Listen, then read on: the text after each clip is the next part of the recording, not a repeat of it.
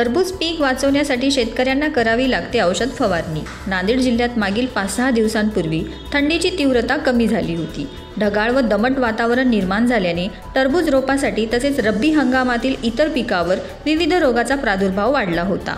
मात्र सध्या 2 दिवसापासून वातावरण पूर्वपदावर आल्यामुळे पिके वाचवण्यासाठी शेतकरी धडपड करत आहे।